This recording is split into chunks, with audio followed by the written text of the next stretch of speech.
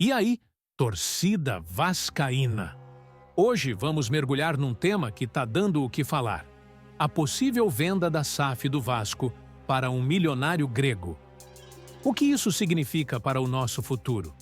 Será que 2025 reserva novos capítulos de sucesso para o nosso clube? Neste vídeo, você vai conferir os melhores comentários e análises sobre essa possível transação e as expectativas para os próximos anos. Fiquem ligados, porque vem muita informação que pode mudar o rumo do nosso gigante da colina. Eu queria dar uma passada rapidamente pelo assunto Edu Gaspar, que eu conversei ontem rapidamente com o Beckler, que estava lá em Milão para Inter e Arsenal. A gente conversou rapidamente outro dia. Ele realmente está indo lá para o conglomerado do Marinakis, Evangelos Marinakis, que é o bilionário grego lá do ramo marítimo. Esse é a figura. Esse é o cara, ele é do ramo marítimo. Dream, Love, Create, Fight, Survive, Win. Olha que beleza. Diz muito sobre ele. Diz muito sobre ele isso aí, tá? Sonhe, ame, crie, lute, sobreviva e vença. Bacana. Enfim, o Edu Gaspar vai ser o CEO internacional do grupo. E aí ele chega para comandar já Nottingham Forest, Olympiacos e Rio Ave de Portugal. E aí já começa a surgir aqui no Brasil um interesse no Vasco da Gama, que teve todo o entreveiro aí com a 777 e tal. Pode parecer que é muito cedo, né? O Edu assumiu tem 2-3 dias, como assim já tá interessado? Mas a gente não sabe também se o Edu não foi contratado porque existe um interesse no futebol brasileiro e tinha uma conversa ali com o Vasco, um namoro, uma tentativa de aproximação. E aí o bilionário falou, pera um pouquinho, então eu quero contratar um cara que tenha, né, familiaridade com o país, E aí vem o Edu, enfim, pode ser as duas possibilidades. Ou tá começando a ter um interesse, ou já tem um interesse, enfim. Mas o Edu, ele vai pra expandir o negócio do bilionário. Então, o Vasco pode ser um caminho, não pode, Fred? Pode ser um caminho. Não sei em que pé estão as negociações, se existem negociações ou se tá só no campo de especulação, de sondagem. Cara, talvez com o tempo seja mais interessante a gente se debruçar com mais energia nessa figura do Marinakis, mas ele é um personagem riquíssimo, extremamente controverso. No futebol grego, ele é um deus para os torcedores do Olympiacos e um demônio para os torcedores adversários. Ele já foi investigado e não chegou nem ao pé de denúncia, tá? Mas já foi investigado por manipulação de resultado, por suborno a árbitros no futebol grego. Ele é um cara que, nesse momento, enquanto proprietário do Nottingham Forest, está suspenso pela Federação Inglesa por ter cuspido no chão enquanto a equipe de arbitragem passava por ele na derrota do Forest para o Fulham em setembro, agora pela Premier League. É divertidíssimo. É um negócio simbólico, né? De ele não cuspiu no cara, mas ele tipo mandou a mensagem, era pra você esse aqui. E ele foi, enfim, indiciado pela federação e ele tentou apelar, e na apelação o argumento de defesa foi de que porque ele fuma de 2 a 3 cigarros por dia, ele tem muita tosse, então ele estava com uma tosse naquele momento, ele calhou dele cuspir quando o árbitro responsável, na visão dele, pela derrota do Nottingham Forest, que, aliás, o Forest está voando, né? O Marinakis, ele chega aqui em 2017, ele retoma o Forest para a Premier League depois de 23 anos, e nesse momento o Forest ele está no G4 da Premier League, com mais pontos do que o Arsenal, o Tottenham, Chelsea, etc. e tal. Mas, enfim, ele está suspenso, já cumpriu 3 jogos, tem mais 2 jogos de suspensão por conta desse cuspe no chão. É uma pessoa extremamente... falei, de uma história rica e muito controversa, que a gente pode se debruçar caso esse interesse no futebol brasileiro ou no próprio Vasco ele se concretize. E você falou que ele é amado pelos torcedores do Olympiacos.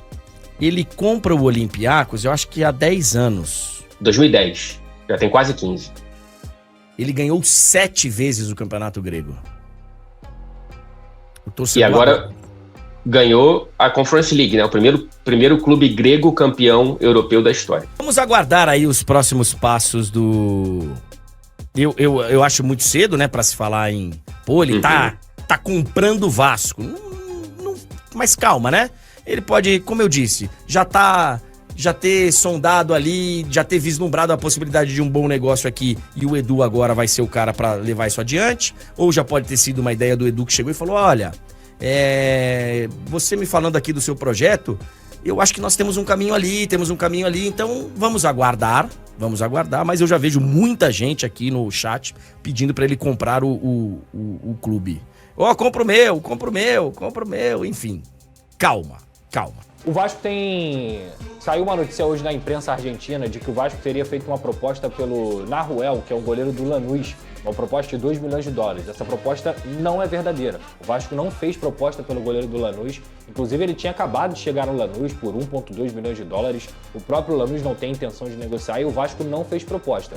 E isso acabou trazendo um burburinho de que o Léo Jardim poderia sair, poderia já estar vendido, a torcida com raiva da diretoria porque não está buscando a renovação do Léo Jardim e tudo mais. E isso tudo não era verdade. O Vasco busca sim a renovação de contrato com o Léo Jardim. Encerra quando? Esse contrato acaba no dia 31 de dezembro de 2025, ou seja, ele só teria mais um ano de contrato, então daqui a 6 meses ele poderia assinar um pré-contrato com outro time. Então a prioridade total do Vasco, o Vasco vai fazer todos os esforços possíveis para ficar com o Léo Jardim, que inclusive é encarado como destaque do clube, é encarado como um cara que tem muita identidade e com potencial de ídolo. E se o Léo Jardim ficando ou não, independentemente disso, o Vasco não pensa em gastar dinheiro para um goleiro reserva. Pensa em trabalhar o Felipe Gabriel, que é um goleiro que já é da seleção brasileira desde o Sub-15, já treina como profissional, é o goleiro titular do Sub-20, do Sub-23, é um garoto que tem muito potencial. Então a ideia do Vasco é essa, com o Kehler ficando ou não, é priorizar o desenvolvimento do Felipe Gabriel e priorizar também a renovação do Léo Jardim.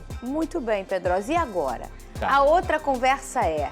essa coletiva do Pedrinho, o que está acontecendo? O Vasco não vive um bom momento, Sim. né? O Vasco está no momento que está tudo latejando, né? Tá Perfeito. todo mundo à flor da pele, hein, Pedrosa? Os resultados a gente já falou aqui, né? 2 vitórias em 12 partidas. E aí, só o treinador que fala, só o treinador que toma pancada, só o treinador que é a culpa, aí o treinador fica sendo exposto lá. Eu sou um cara que cobro muito do Rafael Paiva, porque entendo que ele tem culpa no momento que o Vasco vive, mas não adianta a gente ficar só cobrando um treinador que é um interino que foi efetivado, que salvou a temporada do Vasco da Gama. A gente tem que também ir na raiz do problema. Então, na última semana, na última crônica que eu fiz depois do jogo contra o Fortaleza, eu cobrei explicações. Cadê o Pedrinho? Porque o Pedrinho não tem que falar sobre o campo e bola. Ele tem que falar sobre a mediação, a venda da SAF, o potencial construtivo de São Januário, qual é a perspectiva para 2025, porque hoje o torcedor do Vasco está no escuro, tá nebuloso. E aí, a outra pergunta, Marcelo Santana, tá satisfeito com a janela que ele fez nessa temporada? Tá satisfeito com a janela de correção que deveria ser e o Vasco não consegue desempenhar em campo? O Felipe, que participou dessa janela também, tá satisfeito com as contratações? Então, a coletiva do Pedrinho, que o torcedor cobra e que a gente também cobra nessa posição, é para que ele possa explicar essas situações, porque não é pro jornalista, não. O jornalista é só a ponte. O que ele tem que explicar é pra torcida do Vasco. Mais de 15 milhões de torcedores que não tem nenhuma perspectiva pro que vai acontecer em 2025. Então tem muitas questões que tem que ser debatidas aí na quinta-feira. Tenho certeza que eu e meus colegas vamos tentar fazer ao máximo para poder perguntar. Com certeza vou lá. 15 horas essa coletiva para a gente poder entender. Até porque, só finalizando o assunto, aconteceu comigo, mas eu não foi só comigo não. Com outras páginas, outras pessoas também, o Pedrinho começou a bloquear torcedores e jornalistas e influenciadores das redes sociais. Isso para mim não adianta de nada, porque ele vai bloquear o quê? 15 milhões de pessoas? Se contestar alguma coisa, ele vai bloquear as pessoas?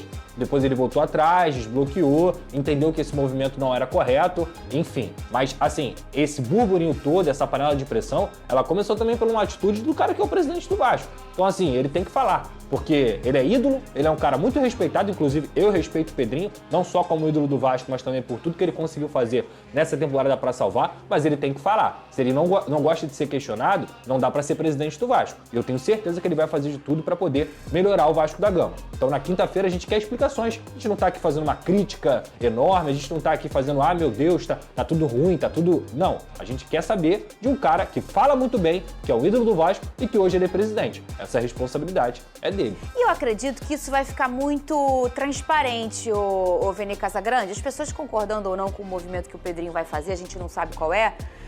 Isso vai ficar muito transparente, porque foi como o Pedrosa falou, ele é um cara que fala muito bem, ele tem uma dinâmica de fala, ele é ele tem uma fala que é pra todo mundo, né? Ele não tem uma fala muito que só algumas pessoas entendem, ele é um cara que fala pro povo mesmo, e eu acho que se o Vasco é esse time do povo, é importante que se fale e vai ficar esclarecido pro torcedor, porque esse é, talvez, um dos momentos mais delicados da história do Vasco, porque a gente tá falando que a gente tá trabalhando hoje de um Vasco que a gente chama de Vasco híbrido.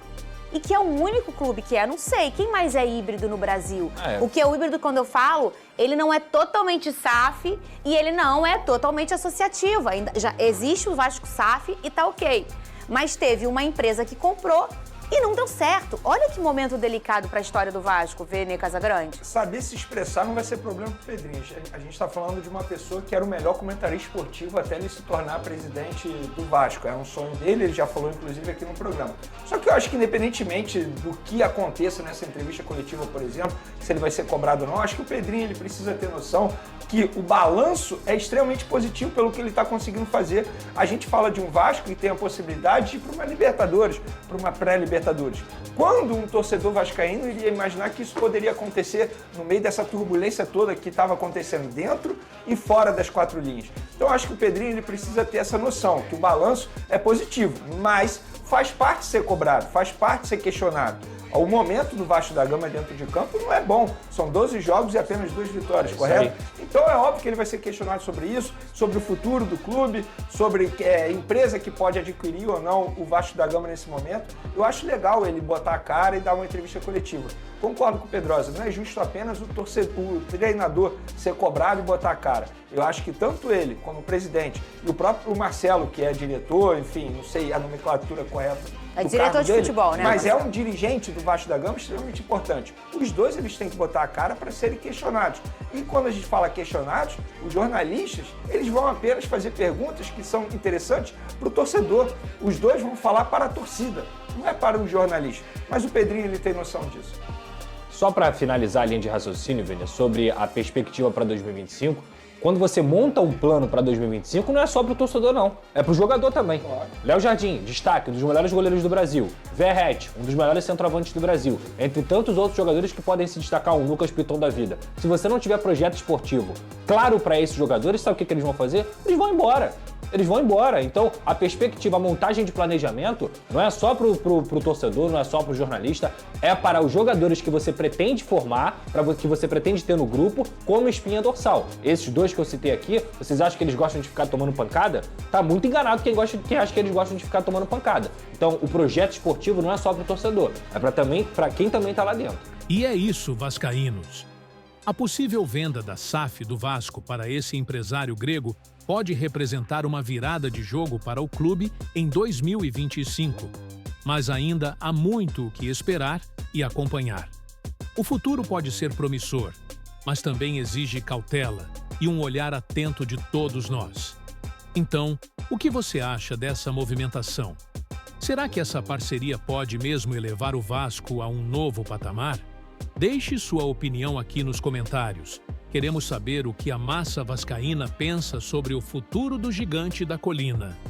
E se você gostou do conteúdo, não se esqueça de deixar o like, se inscrever no canal e ativar o sininho para ficar por dentro de todas as novidades do nosso Vasco.